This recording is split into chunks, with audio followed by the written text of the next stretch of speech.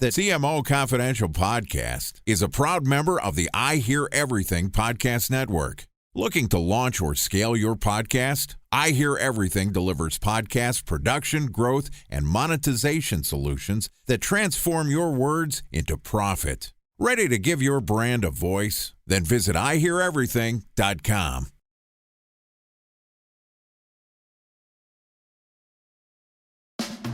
Welcome to CMO Confidential, the podcast that takes you inside the drama, decisions, and choices that go with being the head of marketing. Hosted by five-time CMO Mike Linton. Marketers have been working on personalization since the dawn of the internet, and actually even earlier than that. Now with AI, you can deliver ads made for each of your customers. Publicis Sapient is committed to faster, better personalization and is proud to introduce Slingshot and Bodhi AI.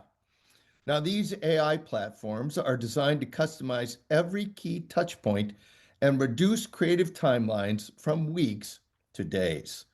With Publicis Sapient, marketing isn't just fast, it's personal. Smarter marketing, happier teams, wow-worthy customer moments. Upgrade your marketing at publicissapient.com. Welcome, marketers, advertisers, and those who love them to Chief Marketing Officer Confidential. CMO Confidential is a program that takes you inside the drama, the decisions, and the politics that go with being the head of marketing at any company in what is one of the most scrutinized jobs in the executive suite. I'm Mike Linton, the former Chief Marketing Officer of Best Buy, eBay, Farmers Insurance, and Ancestry.com. I'm here today with my guests, Adam Brotman and Andy Sack. Today's topic, it's a bird, it's a plane. Holy shit, it's AI, part one. Now, Adam was the Chief Digital Officer of Starbucks, as well as the EVP of Global Retail Operations. He also served as the President and Chief Experience Officer and co-CEO, that's so many titles, at J.Crew.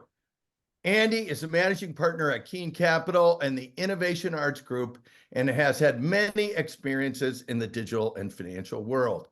Together, they've founded Forum3, a company focused on the intersection of artificial intelligence and digital transformation. But more importantly, they wrote a book called AI First. And full disclosure, I met them after their thought-provoking, almost mind-blowing session at the Marketing AI convention this past summer when they talked about what they learned from this book. Welcome, Andy and Adam. Good to be here. Great to have you. Thanks, Mike. Glad to be here too. This will be really fun. So let's start with the book. I know you all had an original idea, and the first title was Our AI Journey. Tell us, and then when you started doing the interviews, you decided it should be more along the lines of something like, holy shit. Take us through that metamorphosis so our listeners can understand what you learned about AI and how your thinking evolved, why you were creating this whole book concept. I'll let Andy actually answer that because he loves the title, The Holy Shit Moment.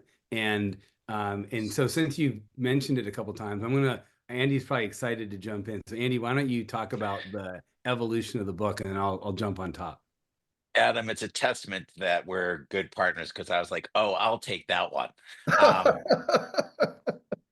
So we got approached about, a year and a half ago, 2 years ago by Harvard Press to author a book on AI, generative AI. And so we started out with that and we were like, okay, at first we were debating whether we should do it. We decided to do it. And we were like, okay, the book's going to be called Our AI Journey. And almost exactly a year ago, November of last year, we did our first interview. And Our AI Journey was basically, Adam as the Chief Digital Officer of Starbucks. Mike, I think you left out a relatively important part to my background, which is I spent 7 years working with Satya Nadella at Microsoft, working on digital transformation. And so the two of us, sort of middle-aged career technologists, set out on a new learning journey of like, oh, this is sort of the new third platform where Platform 1 was, call it, the introduction of the web. Platform 2 is social media, cloud, and really mobile, Web 2. Yeah. And now we're in this new thing, and it's AI. So we Yeah, had and our it will first move meeting. just like all those other platforms, right? Yeah, well, Yeah. at least the experience of those prior platforms is relevant to this one. And so we went and had our first interview with Sam Altman, November of last year, and I think we're going to talk about that meeting. I don't want to get into that, but we met with Sam Altman. After Sam, we met with a bunch of other thought leaders in AI, Reid Hoffman, Bill Gates, Mustafa Suleyman, and we were talking to these thought This leaders, is a and pretty good list.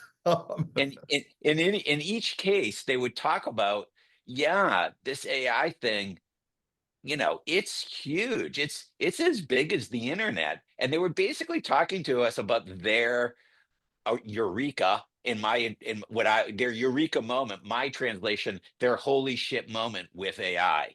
Yeah. And so that culminated basically in March when Adam and I were giving um, a keynote speech at Imagine AI in Las Vegas, and and I basically described the holy shit moment of AI for these thought leaders. And if it's a holy shit moment for the thought leaders, it really is a holy shit moment for society, for business, and for the individual. I don't think there's a lot of talk about it. There's some concern about layoffs, but I don't think we, myself included, even though I've interviewed these people, really understand just how much of a change is upon us. And it's really coming in the next 12 to 24 months. And so I advocated with Harvard Press. I really wanted to call the book The Holy Shit Moment. And ultimately, the book is called AI First. The holy shit The moment is holy shit moment is just more marketable. I'm just saying there's so many things you could do with holy shit moment. I want to go Mike, into, too bad you're not at Harvard Press. I know I'm sure they're going to call me after they listen to this show, but let's talk about some of the holy shit moments here, and you guys can swap off because the list of people you talk to it's like the who's who of AI. And while you're in here, weave in this whole thing about first you thought this was going to be, just like the next generation of stuff, but then you realize it's actually something bigger. So tell us about kind of, some of these interviews and the most impactful stories that created holy shit in your head. This week's episode is brought to you by Publicis Sapient. Visit them at www.publicissapient.com. At Publicis Sapient, we're not just talking about AI. We're delivering real results. Today. With Sapient AI, we speed up software development and save clients thousands of hours. We revolutionize how travelers discover their perfect getaway. And even turn a simple fridge scan into a personalized meal plan. Making AI work for you? It's what we do. Now back to our discussion with Adam Brotman and Andy Sack. So why don't let me talk a little bit about that Sam Altman meeting. I think, Andy, you should talk about the Bill Gates discussion. Great. And keeping in mind that most of the listeners of this show are marketers, or a lot of them are, we actually came at that meeting and we came at this learning journey with an overall digital transformation mindset, but with an emphasis on marketing. We came at it like, I wonder what this means for marketers. Most of our clients, a lot of the people we deal with are marketers. We're sort of former marketers in some respects. So when we came to that meeting, we sat down with Sam, and we documented this in the book, but we sat down with Sam and we were just trying to understand, tell us more about where this technology is going, where you're driving this technology and what it means for marketers. And we honestly expected it to go where we would learn a bunch about the technology and, the normal things you'd think about when you go into something like this. And instead, he wanted to talk about this concept called AGI, which stands for Artificial General Intelligence.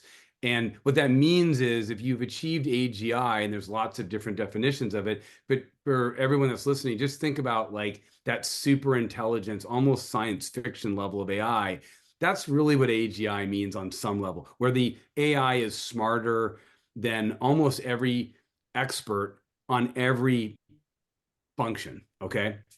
And that took us, that wasn't even the holy shit moment. I'll explain what it was for us. But that took us by surprise. We were like, So he describes a Star Trekian world. yeah. We were like, Yeah. wait, why are you talking about this? We're just trying to ask you where this is going and what it means for marketers. And he wanted to focus on this concept of artificial general intelligence that we weren't really focused on at the time. And the reason I think it's important to, why am I bringing this up, is that because, like Andy just said, most people that we talk to now, probably most listeners of the show, they're not fully understanding how powerful and how fast this technology is moving. And I'm saying that from, I'm not being patronizing. Like, that's where Andy and I were in our journey. Like, we weren't understanding that. And when he said, no, we're focused on AGI, and we were like, well, what does that mean for a marketer? Because that's where our head was and still is in a lot of ways. Like, what does that mean? And he was like, 95% of everything that a marketer does and their agencies do and their individual contributors do, the AI will be able to do. You'll just spin up agents and it'll be capable of spinning up synthetic audiences. And like, you just imagine what an agency does, what marketers do, it will be able to do it. It'll be able to do it effectively as well as the best marketers, at least to a 95% extent, and for free and pretty much instantly. And okay, so that was pretty shocking. We're like, oh my God, okay, that's not what we expected to hear. And the moment when we said, when is this coming? And he said, 5 years, give or take. And by the way, at the time we published this chapter, because we're publishing our chapters serially, that quote and that timeline and everything was kind of a newsworthy thing, sort of. Yeah. Now, if you ask, now the idea of AGI coming along within the next 4 or 5 years is actually not even that controversial. Like, it's a lot of people think it's going to be the next 2 to 3 years, maybe 10 on the outside. Right. And so we left that meeting, and I'll turn it over to Andy to talk about the Bill Gates discussion, but we left that meeting, that was our holy shit moment. Like, yeah, it's like a meteor striking all the ad agencies and marketers it's an extinction event for a bunch of marketers. Yeah, possibly. I mean, we'll talk about that, because Andy and I have a thought that it's more complicated than that, and maybe slightly more optimistic than that, although we're realists. But to your point, it was, Mike, we left that, we pretty much ended the meeting at that point, because we were both kind of speechless, because we didn't understand both how powerful and how fast this technology was moving, and that was the mission of this organization and of these major AI labs. And so we left and we were stunned. We went across the street and we sat at this park in San Francisco and just kind of stared off into the city and at the Golden Gate Bridge, and just kind of were like pondering, like, if it's even close to 5 years from now, we need to rearrange our mission as a company and kind of what we're doing with our life to get that message across to as many marketers and as many CEOs as possible. And I think what you said at Macon is, we went in there thinking that AI was going to automate and personalize emails at speed. And we went out thinking it's going to change society as we know it. Yeah, that's right. So let's hear the Bill Gates story. Yeah, so that was the story of Sam Altman was November a year ago. And so basically 2 months later, we were fortunate enough to sit down with Bill Gates and have an interview with him. And the story, I mean, the interview was fascinating, spending an hour just, teeing up Bill and letting him expound, because he has the vantage point of really the entire birth of the PC industry, computer on every desktop. And he basically told us the story of, the first time he met Sam Altman and talked about OpenAI's work and Chat GPT, he likened it to when in the late 70s, he went to San Francisco and saw the Alto computer. And what he saw there was what he talked about, that interaction with the Alto computer basically laid the foundation for really the next decade of Microsoft's strategy and ethic. And he was so blown away by the auto computer at Xerox PARC that it was really when he saw that, it was his first technological holy shit moment, and it inspired him, and really as I said, laid out the groundwork for that strategy and Microsoft's 10 to 15-year plan to get a PC on every desktop. Yeah. And he compared ChatGPT. When he sat down with it, he was like, at first he said, I think as when I interacted with ChatGPT, and he was talking at that point 3.5, it Yeah. was as significant as that. And then he pondered for a moment, and he was like, it might even be more significant than that. And for Bill to say that, and to just have, and his comment was like, the last 20 to 30 years have been about getting really the infrastructure, a PC on every desktop, internet connectivity, like forming the network, like what took 30 plus years, so 40 years to get to the state that we're at now. All of that infrastructure really had to be in place in order for ChatGPT to be born. And Yeah, now, Andy, by the way, just to interrupt for 1 second, because all the content, to your point, like yeah, you have to have the computerization, the internet, social media, all those things you mentioned, and that produces all these billions of pages or hundreds of billions of pages on the web for these models to train on. So it's fascinating, right? yeah. So So I didn't mean to interrupt you, but your points are really good. No, you're totally right. He described seeing ChatGPT as, as significant as that moment of seeing the auto computer. And then he went on further to say that, he was like, he still thought it was 5 to 10 years out. He's like, yeah, Sam, what you've got is, like, that's cool. Like, call me when when ChatGPT can solve the AP biology exam.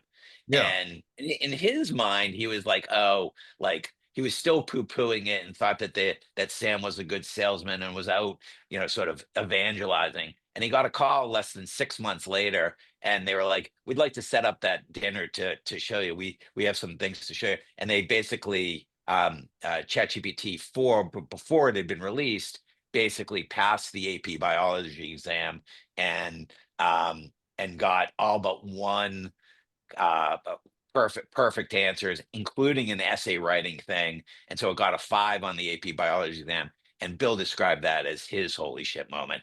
And we came out of that interview going, wow, like this is even big. Like, if Bill's saying that, this is even bigger than we expected. And so it's just a continued part of of the book being called The Holy Shit Moment, which is really called AI First.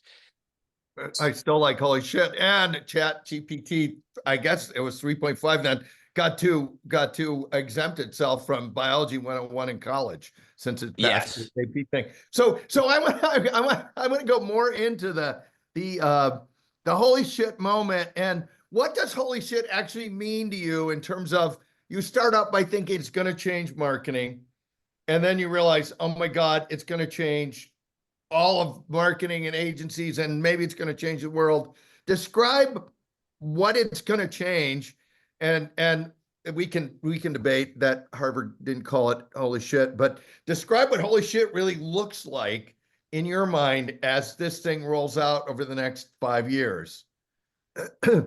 Well, I mean, first of all, we haven't even seen, and this is a lot of the rest of the, we went from, in the chapters of the book, we went from talking to Sam Altman. The second interview we had was with Reid Hoffman. Then we talked to Bill Gates and so on. Then Mustafa Suleyman and so on.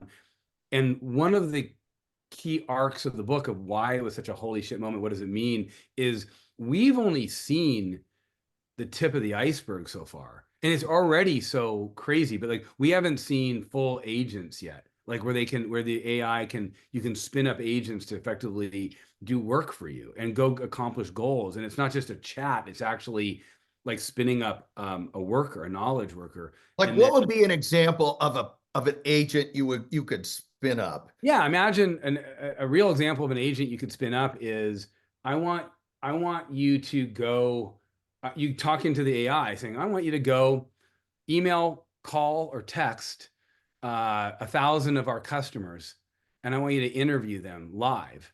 like you would in a focus group. And here's the criteria I'm looking for. And I want you to like, you can be honest that you're an AI, but I want you to basically interview a bunch of customers and then talk to them and then synthesize your interviews with them and then come back to me, deliver me a report and recommendations. Like that's nothing like what you use ChatGPT for now. Like another example is you could say, I want to book a trip with my family to Paris. I want you to research it and I want you to book it. And I want you to actually like book it for me. Like those are examples of what an agent does. Right now, when you interact with an AI, it's a non-agentic conversation because it's not like you're just giving the AI a goal to go off and do autonomous goals on its own. It's actually just you're prompting or chatting and it's reacting, right? And you're learning and it's incredible and it can do, and that's a lot of what knowledge work is, which is like get me answers, do research, like help me get to an insight. That's a lot of what knowledge work is. That's what AI is good for now. And it can create images, it can create videos, it can create code, but that's not agentic necessarily. Agentic is it's on its own and it's actually doing much more of when you're giving it a goal and it's going off and doing things and coming back. And that's going to be the next wave of AI is that's happening probably next year. By the way, as the models are getting 10 times better effectively and staying and maybe even less expensive because the chips are getting more powerful. The training runs are getting more expensive and better. And so there's all of that's happening in terms of like, we're just about to enter into a new era where you've got like full-blown chain of thought reasoning, PhD level intelligence combined with agents. And all of a sudden it's not a fantasy to say, oh, wow, I can actually give the AI work that I would normally give to my employees or to an agency. So that we haven't really gotten there yet. Right now it's good at like supplementing, augmenting, adding productivity. It's like it's really important to use now, but it's going to get even more impactful over the next 12, as Andy said, over the next 12 to 24 months, you're about to see it take a step change, we think, of being even more, I'll call it powerful and frankly more disruptive. And I want to just say one thing before we get too long. Andy and I want to make sure everyone listening to this, we have the same fears and concerns and questions around AI that you probably all do. Like we're not coming at this in some sort of excited sense of like, oh, this is so great no matter what. It's just we're more like realizing this is happening. So we want to do everything we can to give every marketer, every CEO and every organization an opportunity to like get ahead of it. And so we can all figure this out together. I love this word agentic. And I wanted, this is a little long question, so bear with me. If I think of the digital revolution and then, 2.0 and mobile and everything else, those all were predicated on everybody finally using them and the infrastructure getting in place to deliver them. When I think about the way you just described AI, the technology and the capability is just rolling along at speed, regardless of who can use it. And the adaptation of the AI is not in the way of the development of the AI. So this makes it a completely different kind of thing.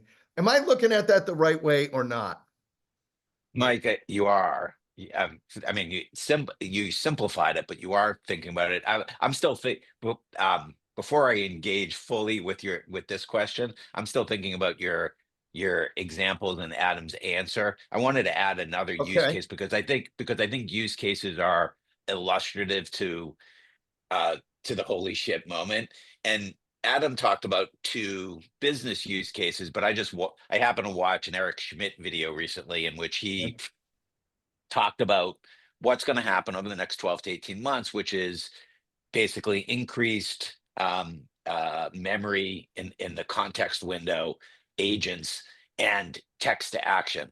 And the example that he used and it's really, he talks about that it's all 3 of those things coming together in approximately the same time, and the unification of those tech advances in AI that enable really an exponential acceleration. We're already going really fast, Right. but it's going even faster. And the example he uses is like, there's a lot of talk in the United States about whether TikTok should, whether it's a phenomenal app. People love it. It's got tremendous consumer engagement. If you've ever spent any time, it's a phenomenal application that Right. happens to have some association with China. And so he was saying that it may be banned. And he's like, in the event that it is banned, I'm not saying that I recommend this, but you could actually instruct AI to go build the feature set to mimic TikTok and take in as much of the content as you can. And if it doesn't go viral within 3 months, actually have it iterate until it does go viral. And so basically you could set the AI out on a mission to go replicate TikTok. And he's been telling the entire class to go do that. It's like, I'm not recommending that you go do that, but that's what I would tell all of you to go do. And it was a speech at Stanford. The listeners can go. I recommend going to listen to it because it's really, he says it in a much more articulate fashion. But if you take that idea of what he's saying, it's basically any it's a combination of the agent. It starts to go, it can start to build and create what we used to associate with software that would require hundreds of developers and a lot of time and a lot of capital to go build, that you could basically go instruct it to do that for a couple of $1,000. That is a great use case, and thanks for putting that out there. And it does feed my. I want to go back to that question I put on the table, which the technology is going as fast as it can, regardless of the users or anything else, which is totally different than any of the other technologies that have come on. How do you even wrap your mind around that if you're out there in business and or government or society, and think about it? So I mean, Adam, can I take this one? Yeah, take it. Yeah. We have this. When we talk about this topic internally, we really talk about the pandemic and COVID. That Right. In 2019, like really the only human experience that we have tangibly of exponential change and growth was COVID. And that if you had in 2019, if you had said like, oh, all business meetings are going to be held over Zoom, and everybody's going to be working from home, and 97% of people will do that, all of us would have said no way. And then sure enough, come April or May, 120 days in, basically consumer behavior, business behavior, and government behavior changed radically. Like, we forget it was the boom of order from home, and my wife was out there with antiseptic things, washing everything out and wiping down cans. Like, behavior changed massively, and I think AI is kind of like that. Yeah, I would add that to your point, Mike, it is really hard to wrap your head around it, because we have experienced, Andy and I and everyone listening has experienced technology evolution in a somewhat linear fashion. I mean, you could call it exponential, but it's somewhat linear. It feels like you can chart it out. Yeah, like you're saying, like there was like Moore's law and Metcalfe's law, and and then the eras of Web 1 to Web 2 to Web 3, they just cut into AI, like they sort of went a certain way.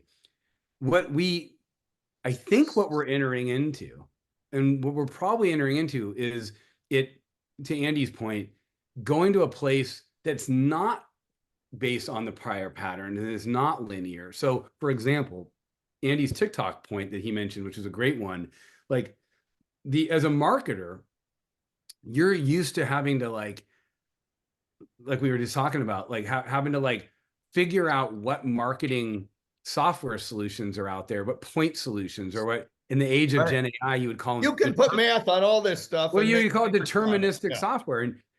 so deterministic software, meaning it just works the way it was coded, and if it doesn't, there's a bug, and that's what it does. But it doesn't do more than that. And you as a marketer aren't going to write code and build your own software. You're going to expect your technology department to help you find enterprise software solutions, point solutions that work to meet your needs, and you got to be able to support them, and you got to integrate them and do all these things. We are probably going to start to get to an era where, as a marketer, you're going to just think up what you want, and you're going to start to collaborate with AI, your AI system, a Chat GPT or a Claude or whatever, or Gemini, and say, I'm trying to solve this problem as a marketer. I would like software to help me do it. This is the software I'm imagining. Oh.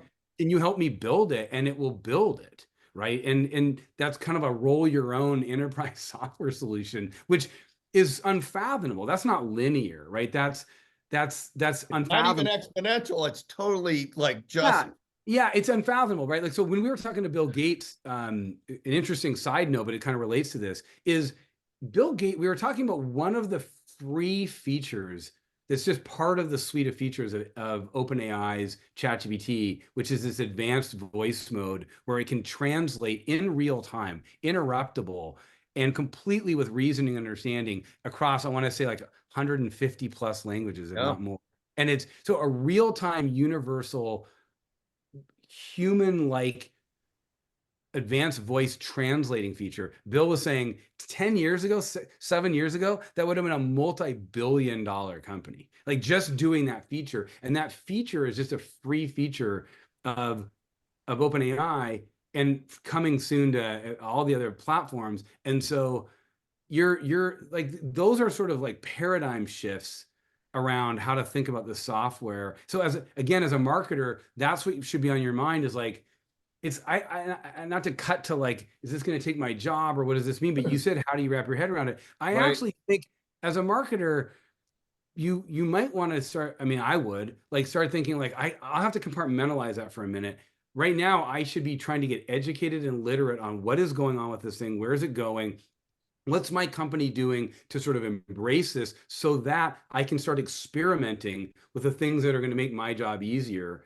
And as opposed to getting caught up in is this going to take my job? Because we don't have an answer for that right now. Yeah. It might be that the nature of the job of marketing changes to being more managing AI systems or something like that, or designing AI systems to accomplish the marketing goals, as opposed to doing the straight up marketing output that you're used to doing. These are the things that Andy and I are really trying to encourage companies to think about and start getting literate and start experimenting with it right now.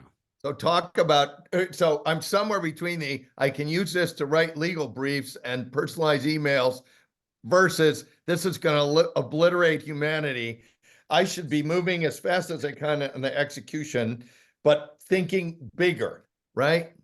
Good. And one of the things you said in your talk or in our pre-show is the past is not going to be a good predictor for AI.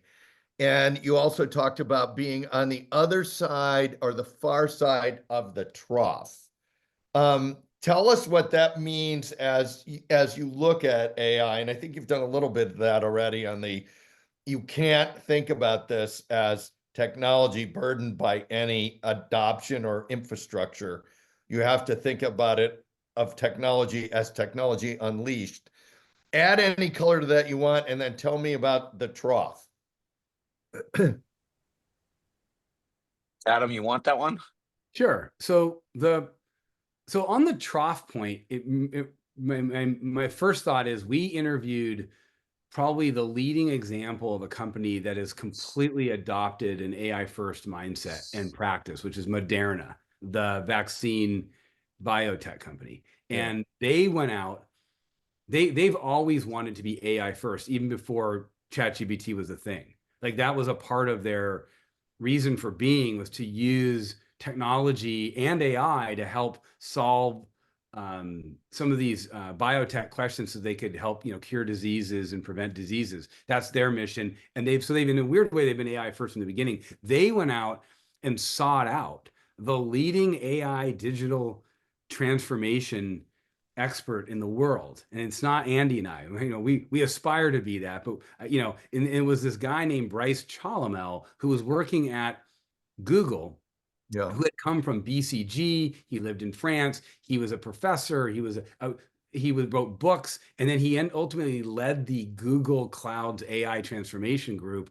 and him and his team were plucked out of Google to go work at Moderna to lead an AI transformation. And they got a head start on this. They got educated. They ran hackathons. They developed a generative AI champions team. They did all these practices to get 3,000 of their 5,000 employees using AI every single day, and to make it not just a random active AI kind of thing, but actually like a fully blown scaled AI first organization where they were harnessing AI. And what he said to us was, he said, all these people are like saying that is there too much hype about AI? And, is it, and he said to Andy and I, he goes, we're over on the other side of the trough of disillusionment of the hype cycle saying, hey, everybody, we're over here and it's real. And they claim they claim on their, they published a thing online, a case study, if you will, or customer story online that says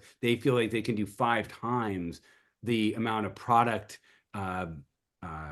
marketing and product development that they could have done before they became AI first. And they're probably doing the work of 100,000 people or so with a 5,000-6,000 person organization. And that's when he was saying it's real if you adopt it.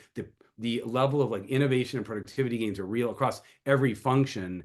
That's what, when I think about the question of like being on the other side of the trough, I think about what Bryce was telling us about where Moderna is at. And I think it was just a good case study to keep in mind that, if you embrace it and invite it to embrace AI and get curious and get literate and really try and infuse it into what you're doing, it can have this, profound effect. And you can be one of the companies that has a competitive advantage as this technology is speeding along and the capabilities are getting better and more fascinating. You want to be a company it's like surfing, right? You want to start paddling now, you don't want to be paddling as that wave. And unfortunately, the wave isn't going to be probably coming from behind you. It's going to be probably coming at you. There you go. Something as powerful as this, So this says you got to start practicing and experimenting right away. And you can't outsource this to like 1 or 2 people. You got to plug it in. And we'll talk more about this in a minute, because I want to flip now into marketers. So after AI has whatever it's going to do, but we'll put it in the positive light, saved society, cured cancer, created a Star Trek-like intelligence intergalactic foundation. What kind of impact is it going to have on marketing and agencies?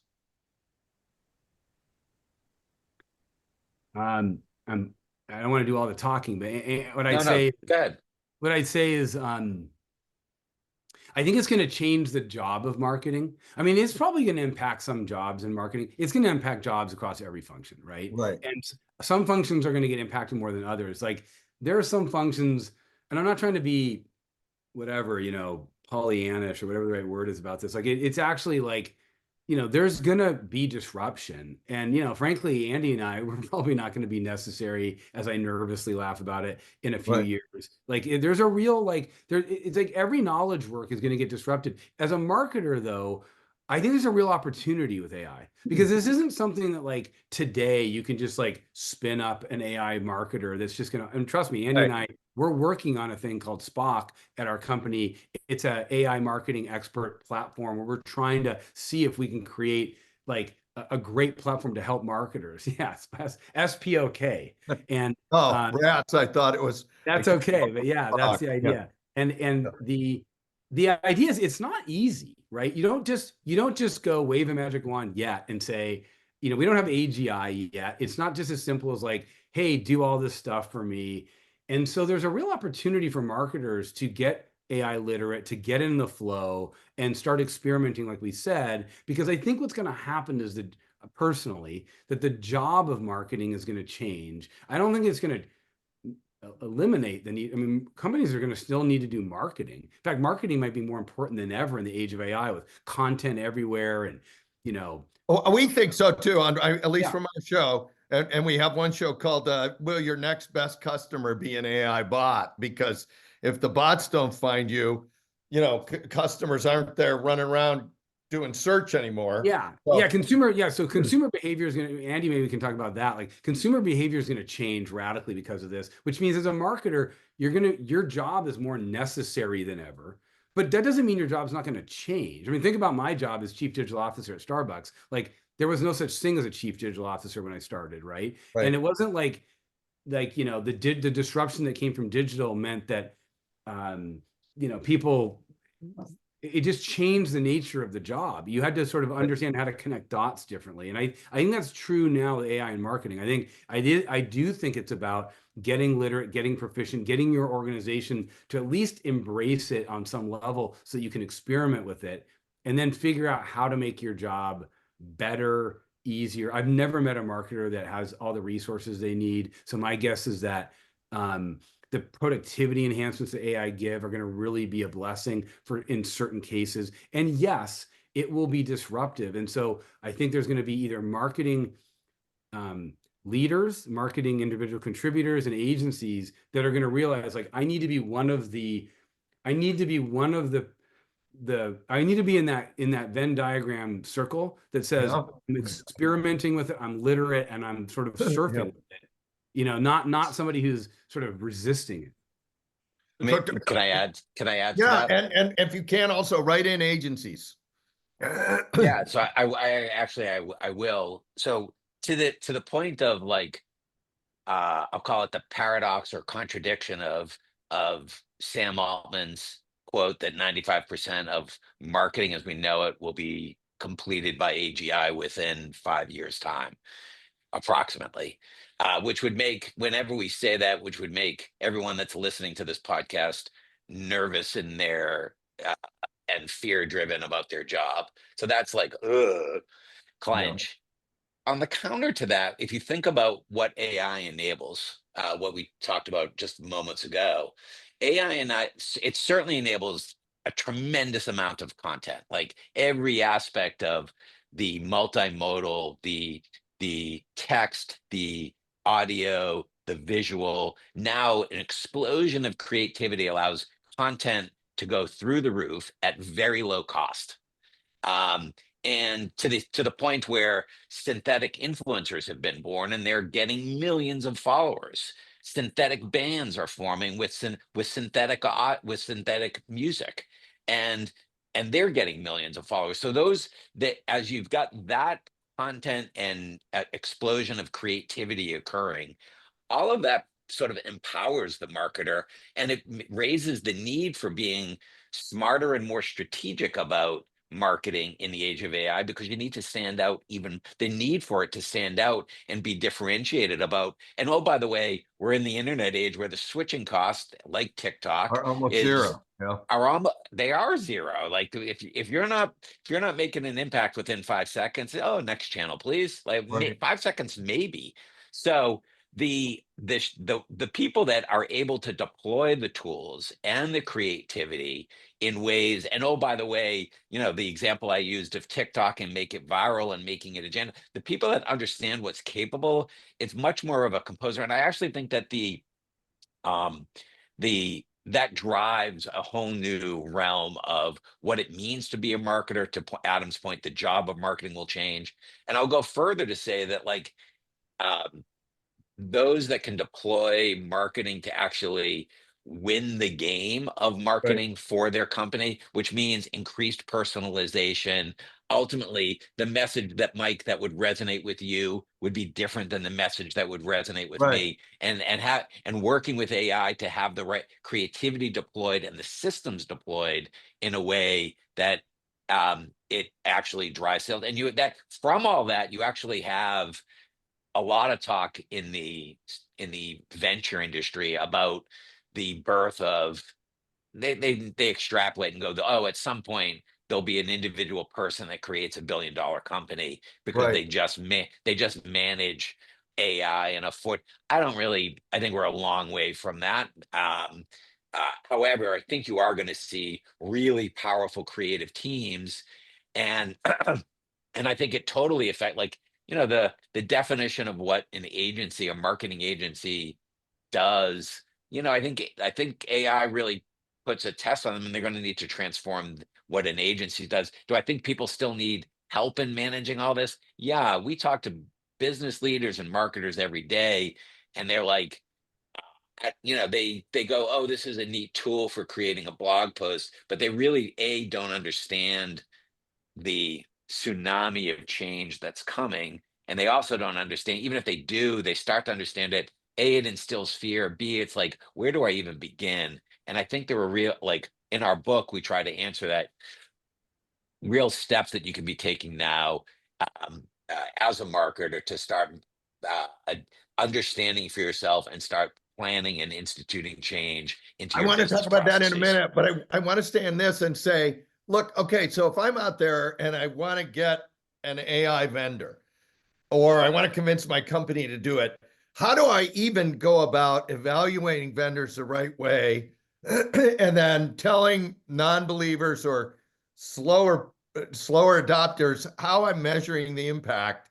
especially people that want AI, ROI on everything I do? Give me how do I even pick the right vendor and measure the impact if I'm bringing someone in? Well, on the vendor side, we get that question a lot, and it's a really good question. I think it goes to, there's a first step you need to take as a leader, whether you're a marketer or CEO or whatever. Like, for organizations, you have to have some in your organization. There needs to be a center of AI literacy and proficiency. It doesn't have to be every single employee on day one. And I think this concept of like there's a bit of a crawl, walk, run that might be necessary, and different companies have different cultures. However, there needs to be a center of AI literacy and proficiency in your company.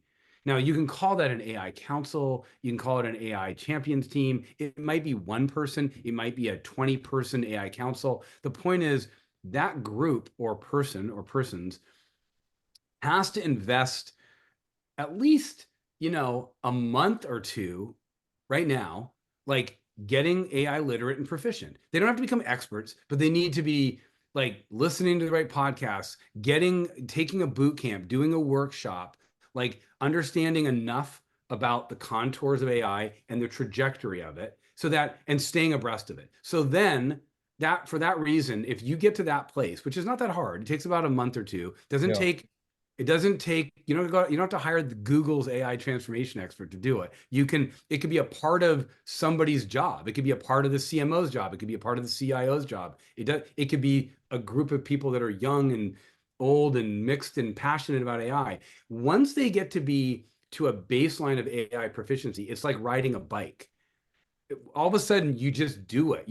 Meaning you're up to speed, you understand it, you have an intuition about it, you have a feeling for it. And then when you're talking to a potential vendor, because remember, you're talking about a potential vendor, Mike, every single piece of software that's used in the enterprise is going to have, Right. if not already today. Look, and every consulting company already is saying, we understand this. So every single company, there's not a piece of enterprise software you're going to use in marketing or any function that doesn't have some AI widget or AI copilot or AI assistant or AI whatever. And so you're already having to assess that with all of your current vendors, let alone all these startups that are going to come at you with these wrapper apps that are going to say, hey, I've got this cool thing. You just need to be able to go, cool, let me take a look at it. And you assign it off to someone on the council or whatever, and you take a look at it. And you have to look at like, who's the back, who's behind them, what technology they're using, see a demo, and you'll be able to suss out like, all right, this.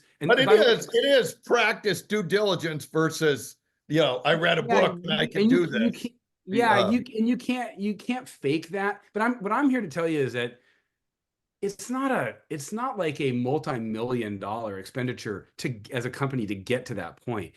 But it requires a level of focus and a mindset shift. So in our book, we talk about what is the common trait of best practice in our case studies of companies that have been able to get to at least that first basic step. It's that they had executive sponsorship, they got some little bit of a center of AI literacy and proficiency going, and they effectively committed to doing that. And then at that point, they were able to sort of take that and run with it. And that includes assessing vendors. It includes figuring out what their AI use policy should be and how they should do experiments and how they should do road mapping and all that. And what else is in that playbook that you would share with our listeners today?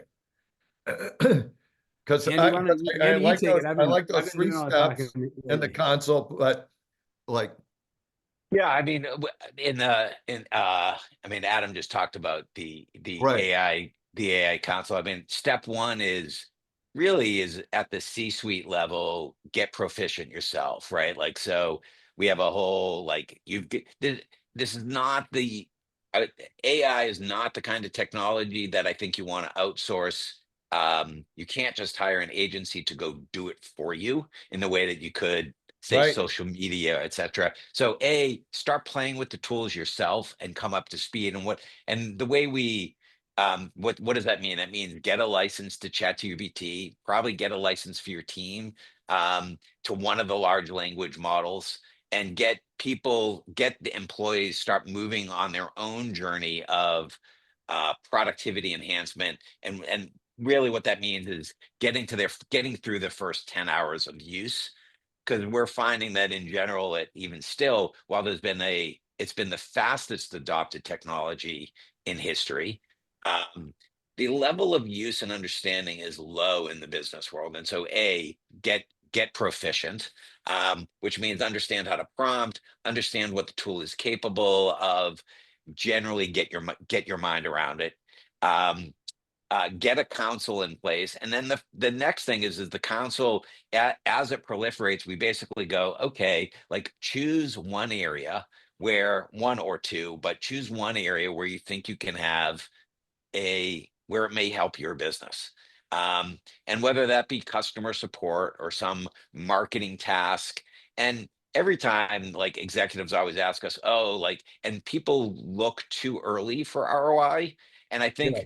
in general, if when people do the first step and do the 10 hours, if they're not seeing like, oh my gosh, this Yeah. saved They me should have a 5 holy shit hours. moment. Yeah. They If they should don't have have their it, own holy like, shit moment. yeah, you have every person that we've put and said, hey, do something for your do a job for your family or your children or for work.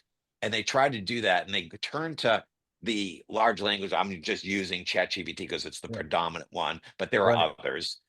Claude is fantastic. And now Google is quickly on the rise with Gemini.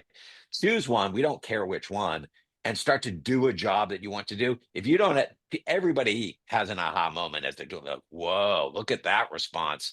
And they also realize some of the limitations. As you do that we say, okay, now choose an area in your business where you can actually have a productivity win, and don't look for ROI too early in that process. And the main reason is like, you have to give people the opportunity to experiment, and it takes a little bit of time, but the ROI is so clearly there. I mean, I think that's going back to earlier in our conversation when Bruce from Moderna said, look, I'm on the other side of the trial, looking back at the people who are going, is this hyped or overhyped? Like, looking back going, like, what are you waiting for? Because they're seeing 5x kind of productivity gains. It's insane not in all areas, and not without mess, and not without failure, but it's incredibly the ROI is so intuitive. It's like, you're paying $20 a month per user, and you're getting thousands of dollars worth of productivity gains. Yeah. It's Yeah, an we talked IQ about test. My holy It's an shit IQ moment test. was my holy shit moment is when I had it design a picture like that I wanted to make. I want to send a funny picture to a friend, and it could do just about anything in seconds. And I thought this would have taken any good creative team, it would have taken a day. Yeah. And Yeah. it was like, holy shit. And I don't want to let the ROI point go, because you both said something really interesting. It's kind of like trying to calculate the ROI of electricity. And I want you guys to talk about that a little more, because I think the Moderna thing is leading to that. But Yeah. it's Yeah. basically saying, don't be crazy stupid about this thing.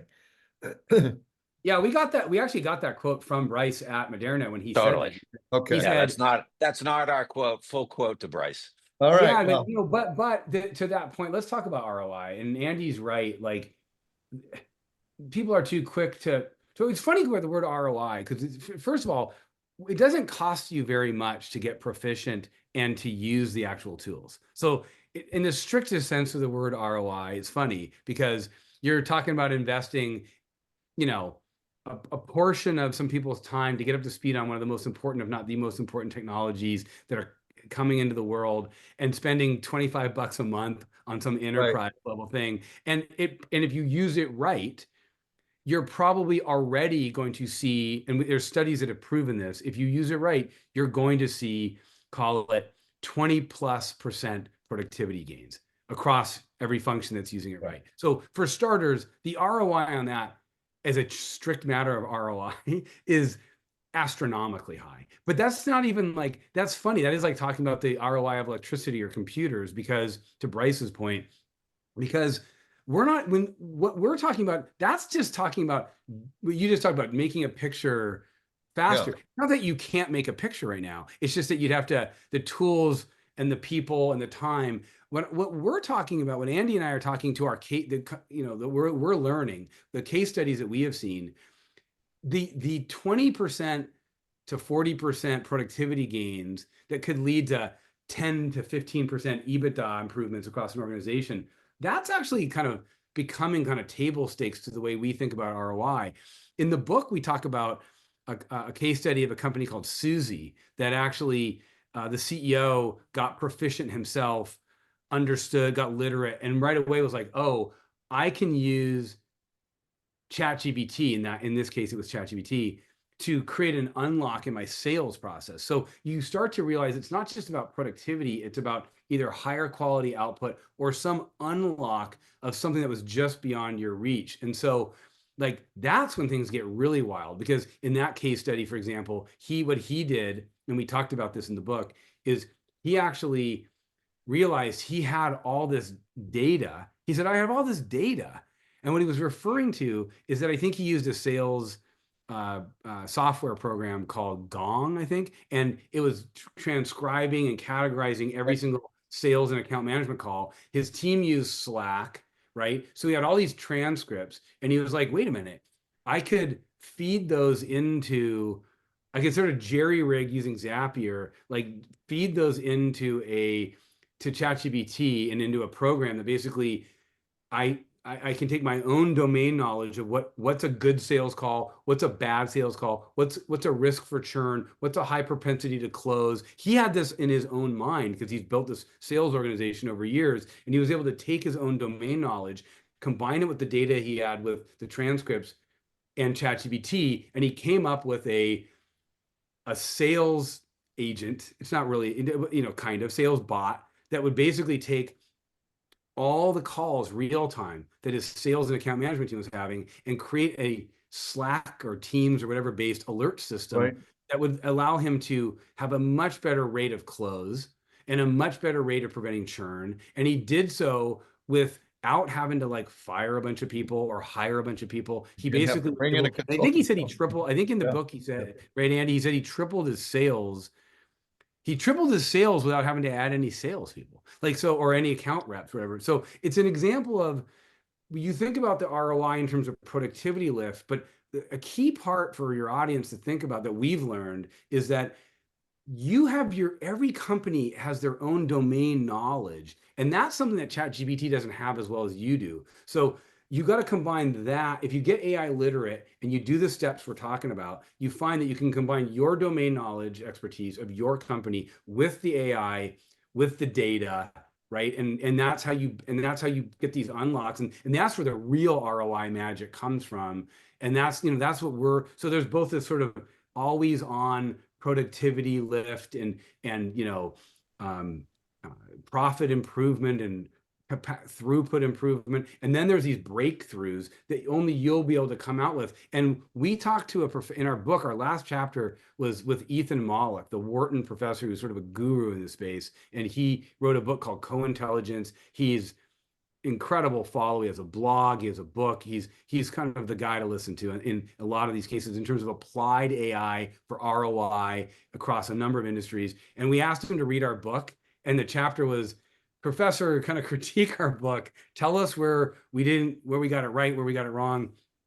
And as Andy likes to say, he, as a good professor did, he sort of chastised us and said, yeah, your playbook is great for today, but like, it's not good enough. You should be pushing your clients harder, pushing your readers harder to experiment, because only the marketer at a company really knows their company and can sort of take that, and they should be thinking about all they could get. If they can take their AI proficiency, they're the key to these unlocks, which is where the real ROI is going to happen.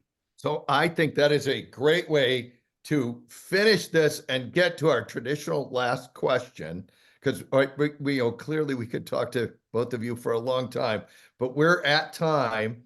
And Mike, we're just getting warmed up. I know. Well, look, we we'll have you back on the show, even though this this is a two-parter, but we always finish with this last question. It's a two-part question. Funny story you can tell on the air, and or practical advice we haven't discussed yet. You could take one or both of these, but you must take at least one. You prepped us and gave us warning you were going to ask those questions. We did. Adam, did you prepare? Because I sure as hell didn't. We're like, what are the two questions again, Mike? Give it to us again. Funniest story you can tell on the air, or practical advice to our listeners we haven't talked about yet. Funniest story that you can tell on the air. I don't know. I'm sure you're dying to tell the funny story. Yeah, I don't have a lot of practical advice, but I'll take the practical advice. You tell the funny story. All right, there we go. This is not. It's not that funny, but yesterday, I got dressed up for work. I tend to, as Adam points out, like button-down shirts, and I pulled from my closet a silk shirt that I've had a little while. And it's a little dated, but in its datingness, because I'm a little dated, in its datingness, it's got this very nice silk feel. So like I've got the good 1970s look going on. Yeah, John, and I go to work. Nothing on you. Yeah, with nothing. And I go to work and I spend all day, and then Thursday happens to be poker night for me. So I played poker last night, and as I arrived, I had my coat on. As I arrived, people were like, "Oh, Andy, like looking good. Like look at that shirt." Like I got a couple of compliments about my shirt. I take my coat off, I sit down, and like I don't know, 15, 20 minutes after being seated at the poker table, the guy next to me says, "Hey man, you're like," he tickles my right shoulder, puts his finger in, and it's like, "You got a little bit of rip." And my entire seam of my shirt was gaping open at the poker table. And I had played for 20 minutes and not been totally unaware. And I think I had caught the shirt as I, at some point during the day, I had caught the shirt and ripped the hell out of it. And that's my funny story. A lot of people are probably happy that shirt's going away. So as a matter of fact, I stood up from the poker table. I had change of clothes in the car, and I tossed the shirt into the rubbish. Sorry I couldn't deliver a funny story, but that's what I've got. That's right. Adam, last to you, practical advice we haven't talked about yet for our listeners.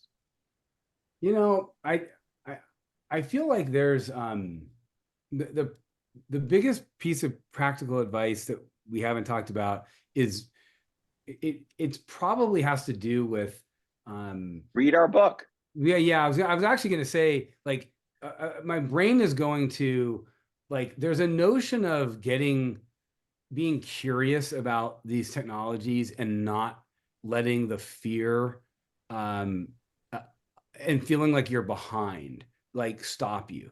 And I'll be honest with you. Like I'll give my story in relating to the practical advice. Is yesterday I was giving a presentation on behalf of our company to a bunch of public school superintendents and principals about what does AI mean. And I don't know anything about education, so I literally built a presentation that was saying, look, I'm going to tell you what I think I would be doing if I was an AI first school.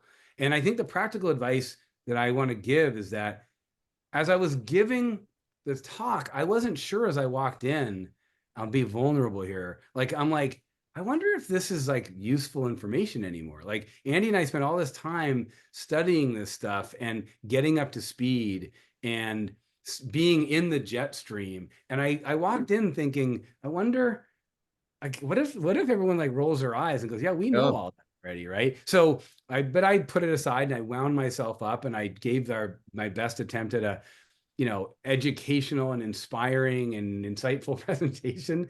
And when I got done, and I didn't have to wait till I got done, you could just see from the reaction in the room that no, the room didn't know any of this stuff on some level. And I think the practical advice is there's a huge gap. We've sort of talked around this, but I just want to say it directly. There is a huge gap between where 95% of marketers and companies are today and where not even experts, just people like me and Andy and other, folks at companies who have really tried to really get into this and become AI literate proficient. And my advice is you can get there. You can get there in like a month. And there's a way to do it. And I'm just saying, like, the practical advice is like, listen to Paul Reitzer's podcast, right? Read our book. Be curious. Yeah, be curious and get involved. It's not too late. There are people, not just Andy and I, there are people that can synthesize it for you. In fact, the AI can do it for you. You could go to Chat GPT and say, I want you to be my Gen AI tutor, and spend 10 minutes a day having Chat GPT in advanced voice mode while you're driving around, tutor you on AI. Like that's my advice, is just get started and realize that you probably have a bigger gap than you realize, and it's easier to close that gap than you think. I think that is a great way to end the show. So thank you, Adam and Andy, and thanks to everyone for listening to CMO Confidential. Look for more of our shows on the I Hear Everything Network, Spotify, Apple, and YouTube, which include Your Best Customer is an AI Bot. Welcome to the New Frontier. The Rise and Fall of Peloton is seen through the eyes of CLTV.